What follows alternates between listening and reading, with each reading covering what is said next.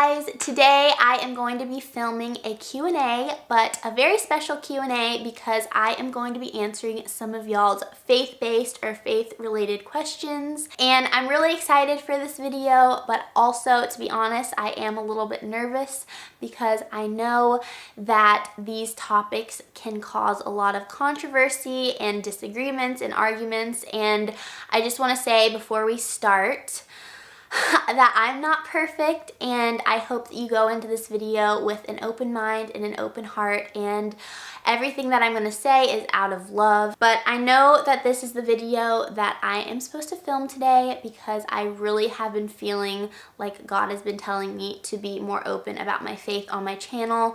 Honestly, my faith is the whole reason and basis behind why I started my channel in the first place. I just wanted to talk about God and fun things with you guys, and so I don't want to be silent about my faith, and I'd like to think that I am very open with my faith on my channel and on my social media platforms, but I thought it would be nice to talk even more about it. Before we get started, I should probably clarify what my beliefs and my faith are. So I am a Christian, and that means that I believe that Jesus Christ died on the cross for our sins, and I have given my life to Him. If you want to see my entire testimony video on when I came to be a Christian and my story I'll link that video down below because I already have a whole video dedicated to that. Okay, first question is, how do you stay true to your beliefs when they are unpopular or unaccepted? And I actually just last Sunday went to church while I was in Virginia with my friend, and the pastor was talking about this topic a little bit. And he was basically saying, if you are a Christian and you've devoted your life to Jesus, your life isn't going to look like everyone else's life around you. You shouldn't technically fit into the culture and be loved and accepted by everybody because the way you live and the things you believe are different. And when he said that, it really convicted me because I feel like I tend to want everybody to like me and everyone to agree with me, and I tend to stray away from more controversial topics and things like that. But if I'm truly living my life devoted to Jesus, it is going to look different than the culture that we're living in right now. So that was actually one of the things that made me feel like it was time to do a video like this, because I just feel like I can't be afraid to share what I truly believe in when that is the whole purpose of my life. You know what? Making sure nobody is offended and making sure everybody likes me is not the purpose of my life. My purpose in life is to show Jesus's love to others and share the gospel and share what I believe in. When you are feeling like your faith is making you maybe a little bit less popular or a little bit less accepted, I think that's when you know you're kind of doing something right and you're truly following what you believe in, and I think that is a good thing. The next question is, what is your view on modesty as a Christian woman? My views on modesty have never been something that I thought about consciously a lot, because I just think I have naturally a pretty modest style because, I love a good flowy dress and big puffy sleeves and all that kind of stuff. I think everybody has widely different views on modesty. My views on modesty probably stand more towards if I wouldn't wear it around my parents, probably I'm not going to wear it out in front of a ton of random people.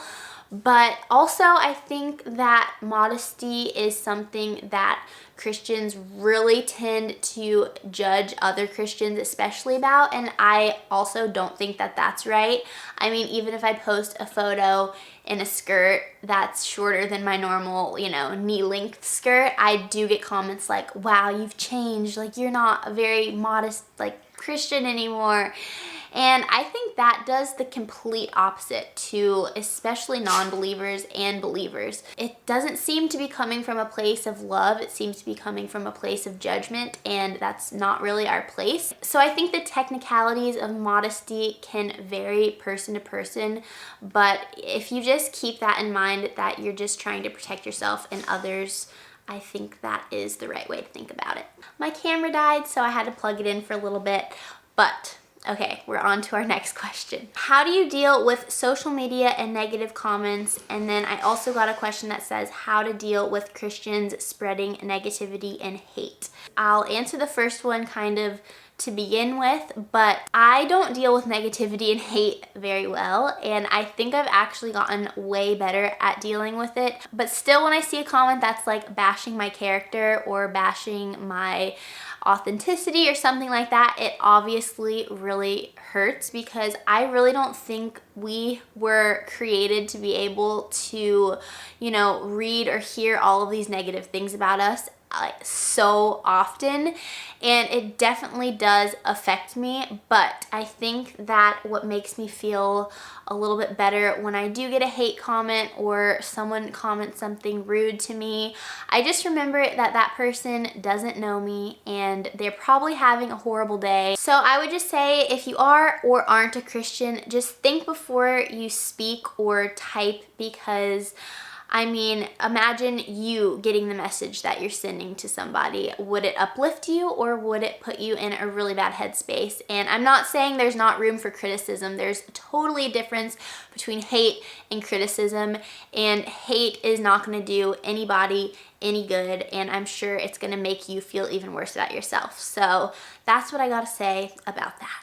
Do you ever drink alcohol? What are your thoughts on drinking and being Christian? I don't really drink alcohol because I just really genuinely hate the way the alcohol tastes. I don't think it tastes good at all. Even if it's a really sugary cocktail, I'm still like, oh, whenever I drink it. But Marcus drinks wine, and I don't have anything personally against drinking. I think drinking to get drunk is never a good idea. And similar to the topic of modesty, when God is telling us don't get drunk, be modest, don't have sex before marriage, he's saying all these things to protect us, and he's saying it out of love, because I don't really know one person that gets drunk and makes great uplifting decisions. So I would say that's my views on alcohol. I don't have anything against drinking, but I do not think that getting drunk is a good thing. The next question is, did you struggle saving yourself until marriage? Any tips about that? And I did save myself for marriage, and so did Marcus. And this, I feel like, is one of those topics that is really, really sensitive, and I totally understand why. So I'm going to try to say this as delicately as I possibly can. I decided when I became a Christian that I was going to save myself for marriage, and of course it is not an easy thing to do, especially as you guys know, if you're with somebody that you love so much, it's the natural human response to want to be intimate with that person. But again, this is just another way that God is protecting us, because when you do have sex with somebody, you are giving them a part of your heart. And I'm sure a lot of you guys have gone through having sex with someone, not ending up with them, and it is even more emotionally painful to move on from that relationship.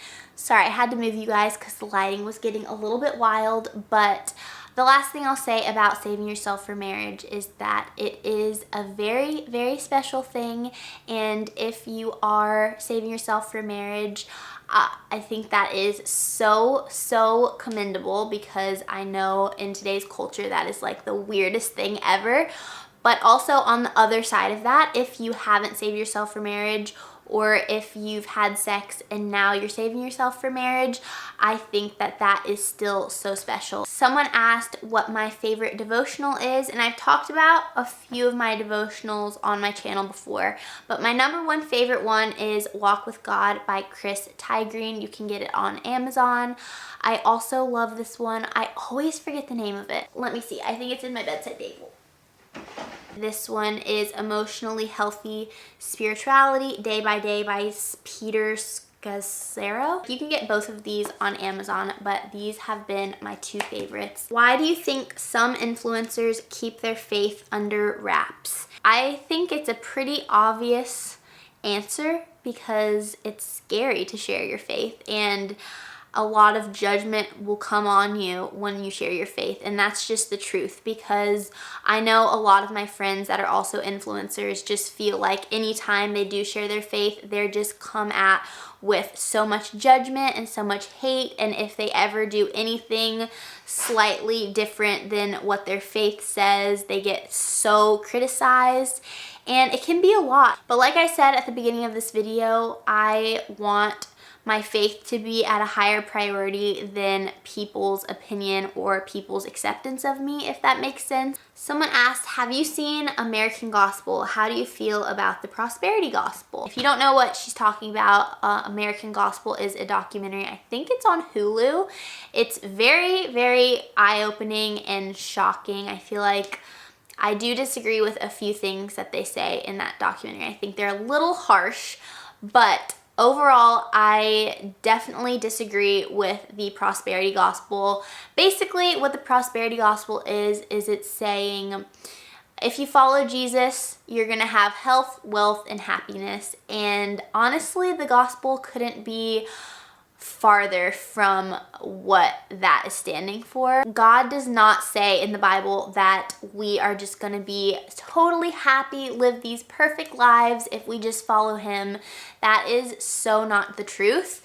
And we're actually going to deal with more hardships, more pain, more judgment from society if we're following Jesus with our lives. And I just think the prosperity gospel of all of these pastors preaching how, just follow Jesus and you're gonna get all of the desires of your heart is just really sad, because they're twisting the gospel into something that it's really not. Jesus does want us to live fulfilling, happy lives, but that does not align with what society is necessarily calling a fulfilling, prosperous life. So yeah, I mean, if you are a Christian and you are interested in this topic, there's so many different things about the prosperity gospel. Oh, there's a really good Bible verse about this. Let me just look this up really quick. Okay, this is 2 Timothy 4:3. This is the New Living Translation, and it says, "For a time is coming when people will no longer listen to sound and wholesome teaching. They will follow their own desires and will look for teachers who will tell them whatever their itching ears want to hear." And I feel like that verse kind of sums up this whole question. It's just like, people are gonna want to listen to things that make them feel happy inside, and a lot of things in the Bible are not gonna make you feel happy inside. They're gonna convict you. They're gonna make you say, whoa, I never thought of it like that. And it's not gonna be like in the best way possible. You know what I'm saying? It's not all rainbows and butterflies, and I think that's what a lot of churches are preaching these days, and I do think that that is very sad. Okay, I think this is gonna be my last question, because I think I've been filming this for over an hour now. So, what do you do when you don't feel God? And this is something that I feel like I got asked a ton, is just what to do when you're not feeling connected to God, when you're not feeling his presence. And I think this is something that every single Christian deals with, is times of drought, I guess you could call it, like times where you just don't feel God's presence, times that you just don't feel close to God. And what I would say is, in those times, just pursue God even harder. And I think those times are definitely a test of your faith, and I would just say to dive even deeper into the Bible, pray even more fervently, and I think that those are the times that have taught me the most, because I don't really think that we should rely on feelings. We should really have a deep, strong faith, and that is not easy, I must say. It's not easy. But in times that I'm really feeling far away from God, one way that makes me feel really close to him is worshiping. So whether that be, worshiping in church, or listening to worship music on my phone, or even if it's just praying out loud on my knees to God, I feel like those are all ways that really always make me feel way more connected to God. Okay guys, I think that wraps up this video. I hope that you guys enjoyed, and I hope that what I said made sense, because, you know, sometimes I just feel like, wow, am I even making sense? Am I speaking English? Are my sentences even coming together at all? I don't even know, but I hope that you guys liked it, and there's so many other questions that I didn't answer. If you guys want another video like this, let me know. But if you did like this video, please give it a thumbs up and don't forget to subscribe to my channel. Something I just wanted to say before I ended this video is that every time I meet you guys, I feel like the number one thing that really has resonated with you guys or made you feel connected to me is my faith and me talking about my faith openly. So I just want to say thank you to those of you who have encouraged me in that way. You make me feel way more brave and way more comfortable about sharing my faith, and I'm gonna continue to share my faith. So thank you guys. I love you so much, and I will see you very soon. Bye.